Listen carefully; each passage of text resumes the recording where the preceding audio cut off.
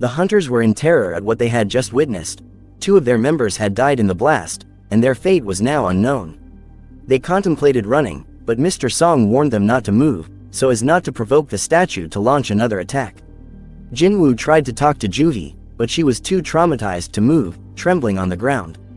Song then told Jinwoo they had avoided the blast thanks to his timely warning and asked how he knew the statue was about to attack. Jinwoo replied that it was purely instinct, but his eyes suddenly widened in shock as he noticed that Mr. Song had lost an arm to the blast. Song told Jinwoo he was fine, showing no reaction to the pain of losing his arm, as if he were immune to it. He asked Jinwoo to help him stop the bleeding and mentioned he would have asked Juhee to do it if she wasn't paralyzed in fear. Song explained that Juhee, despite being a B-rank hunter, had a weak mind, which is why she didn't join a guild or higher-rank dungeon raids. Song continued, saying he had also participated in B-rank raids, but from his experience, he could tell the statue was at least in A rank, if not S rank. He then repeated the commandments: worship the god, praise the god, and believe the god. Those who disobey these commandments will not leave alive. Jinwoo deduced that the god must be the laser-eyed titan statue. Meanwhile, Jinwoo's sister, Sung Jina, was at school, talking to her friend. Her friend asked her to confirm if her brother was really a hunter, and she replied that he was only in E rank and always getting injured. Jina wondered why she was asking, but she gave no reasons, muttering that she could be a better hunter. Back at the dungeon, Mr. Song and Jinwoo wondered what they were going to do, but another member was annoyed by their current situation. He yelled that he had already signed a contract with a large association, so he couldn't die in a place like this. Confident in his speed, he believed he could escape before the statue could react, so he dashed towards the exit. However, before he even reached halfway, the statue's eyes shone and shot a light beam, incinerating his body, leaving only his 2 feet. One of the female hunters screamed, and the fear of the group deepened. Jinwoo and Song realized the statue could kill them at any time, but it wasn't doing so. Its actions were different from that of a magic beast, which attacked mindlessly. Jinwoo then remembered the winged statue that held the commandments and promptly asked Mr. Song what the first rule on the list was. Mr. Song told him it was to worship the god, and Jinwoo decided to test the statue. He rose to his feet, and Mr. Song tried to stop him, but reconsidered when he saw Jinwoo's eyes still held the will to live. Sweat dropped down Jinwoo's face as he fully stood, and as he expected, the statue's eyes began to glow, ready to fry our MC. Jinwoo hurriedly bent down, breathing heavily, and raised his head to see the statue's eyes dim and return to normal. Seeing that his thoughts were correct, he yelled at the other survivors to kneel to the statue. They questioned his instruction, but he explained that the statue would only incinerate those who were at a certain height limit, and that was the meaning of the first rule. So, he proceeded to go on his knees, his head to the ground. The rest followed, with Mr. Kim wondering if doing this would save them. Just then, the giant statue's eyes dimmed, and its expression shifted to a sinister grin, creepy enough to give one a nightmare. Park Ji-sul saw this and was freaked out, as expected. Since the statue wasn't attacking, he bravely stood up and was glad to see that the statue remained motionless. The rest of the hunters followed, relieved it was over, but Jinwoo had his doubts, and it was proven when the giant statue rose to its feet, with the creepy smile still on its face, walking toward them. Mr. Song asked Jinwoo if he could think of anything, and Jinwoo told them they couldn't violate the commandments, before stating the second rule: praise the god. They wondered how to do this, but one of the members said that he had been studying traditional folklore, so he's great at praying. He walked toward the incoming statue, got on one knee, and began to pray. The statue came to a halt, staring down at the hunter, which made Mr. Kim and Song believe it was working, but Jinwoo felt something was wrong. The prayer the hunter uttered was coined for another god, not this one, and his suspicion was proven right when the statue's smile widened, raising his feet and crushing the hunter underfoot. The hunters then scattered in panic and one of the female hunter gets paralyzed. She falls to her knees trembling, and ended up getting crushed by the giant statue. Mr. Song tells Jinwoo it was dangerous to stay together and goes the opposite direction. Juhee was still shocked and shaken, but Jinwoo grabbed her by the hand, and pulled her into a run. At Park Ji-sul's side, he began to think about his wife and son and how he needed to survive for them. He ran to a statue holding a weapon before asking if the place was safe. Mr. Kim tried to warn him that the statue behind him was about to attack, but it was too late to react as Ji-sul was brutally chopped in half, head to pelvis, by the statue's sword. Meanwhile, Jinwoo was racking his brain, trying to figure out what there was to praise about the demonic statue. He couldn't just abandon Juhi, so he decided to find clues by looking at the statue. One of the hunters lying on the ground was crying in pain at his chopped arm, and the statue behind him raised its weapon and mercilessly split the hunter's body into two. Jinwoo saw the statues were holding different weapons, but then spotted one holding a musical instrument, and that's when it hits him. He yelled to the survivors, telling them to run to the statues holding instruments. Mr. Song, hearing this, runs to such a statue, and its eyes glowed, and it started to play music. Mr. Kim also reached a statue, which activated, and he sat by it, catching his breath, before breaking down in tears at the loss of his friend, Mr. Park. Jinwoo also reached a musical statue, but it didn't react like the others, and he realized that the statues would not be activated if two people were standing nearby. He left Juhi to the statue, and turned to look for another one, and as soon as he was gone, the statue activated and started playing. Jinwoo, looking for another statue, caught the eye of the giant statue, which began to pursue him.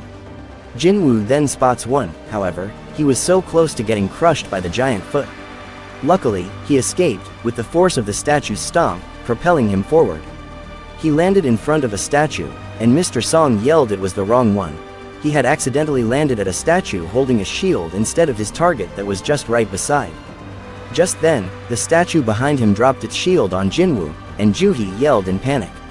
He managed to survive, but he seemed injured, crawling on all fours to his target. The giant statue, still behind, raised its feet to finish Jinwoo, but he managed to reach his destination, and the statue activated, singing a melody that caused the giant statue to stop, and return back to sitting on his throne. Its sadistic grin wiped off its face. Juhi ran towards him asking if he was alright, before seeing that Jinwoo had lost a leg. She immediately began to use her healing magic, but overexerted herself, coughing blood. Mr. Kim then blamed Mr. Song for the death of their comrade, stating that despite it being a unanimous decision, the final decision was his as the leader. Mr. Song agreed with this, and states he was willing to accept responsibility. Jinwoo internalizes they don't have time to bicker, and just then, the statue raised his hands, causing a platform to rise at the center of the dungeon. Jinwoo recognized this as an altar and explained that the god statue expected them to make a sacrifice to show they believed in the god, which was the last rule. Kim then unsheathed his sword, placing it on Mr. Song's neck, telling him it was his turn to take responsibility for the lives of their dead comrades and his friend Park Ji-sul. Mr. Song agreed to be the sacrifice and walked to the altar, activating an orange flame, but nothing else happened. He then turned to Jinwoo for an explanation, and Jinwoo asked two of the other survivors to help him walk there. They hesitated, but he assured them nothing would happen. When they reached the center, more flames in a circle activated. Mr. Song asked if he had figured anything out, but Jinwoo hadn't, so he told Song they could wait to be rescued. However, Song thought the statue wouldn't let them live that long. In 7 days, the gate would fully be open, and then a dungeon break would occur unless the gate was cleared before then, which was one of the points of the raid. If they failed to close this one, it would enable the statues the freedom to enter the human world, and that was a scary thought. Back to Jinwoo's sister, she is now seen visiting her unconscious mother on life support, informing her about her results at school. This shows what's at stake for Jinwoo and what's pushing him to risk his life. Back at the dungeon, Jinwoo told Juhi and Mr. Kim to join them inside the circle to light up a considerable number of flames to know the next step. They both entered, and 2 more orange flames lit up, which in turn led to the activation of blue flame offsetting, outside the initial one. This occurrence led to the doors opening.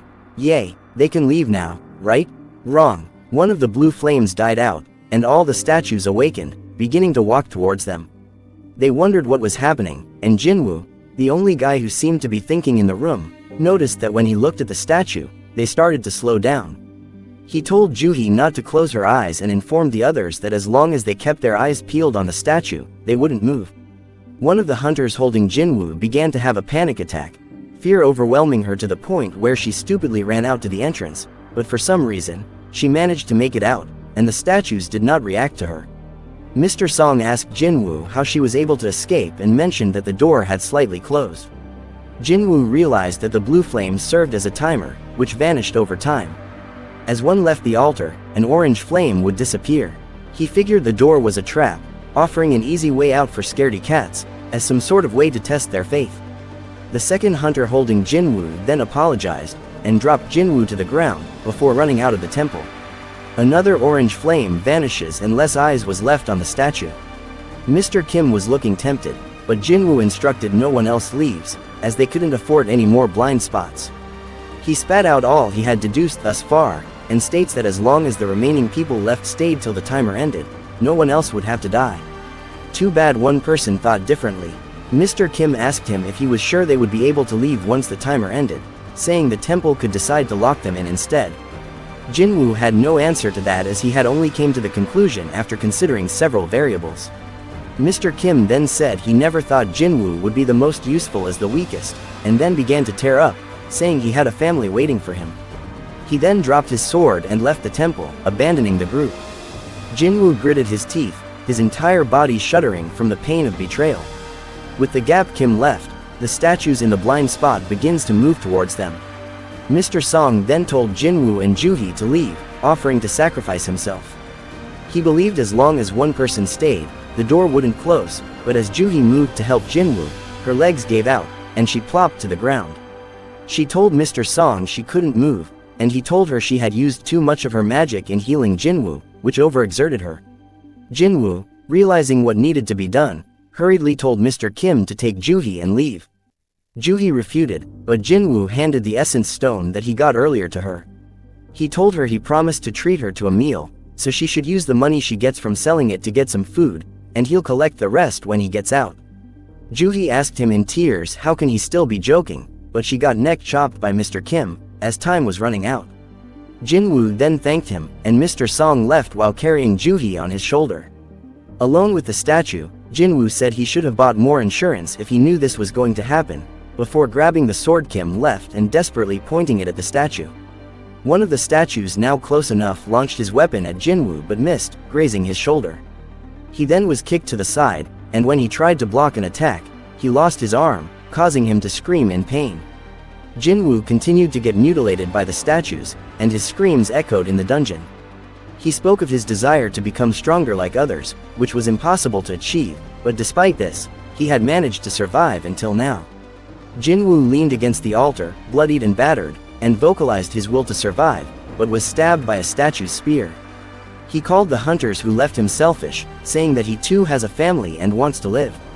With the spear still inside him, he was lifted into the air and thrown onto the altar with bone-shattering force. He lay there in silent horror under the pool of his own blood, which dripped down the altar, and watched as one of the statues raised its sword up high and swung down. Just before it hit, Jinwoo wished for another chance, and everything went black. Then, it happened, the last blue flame went out, and an interface appeared in Jinwoo's mind, telling him he had completed a test called the Courage of the Weak. This enabled him to become a player, and the system informed him that he had 0.02 seconds before his heart stopped, and should decide whether or not he wanted to become one. Jinwoo then chose yes, and with that, we conclude this episode.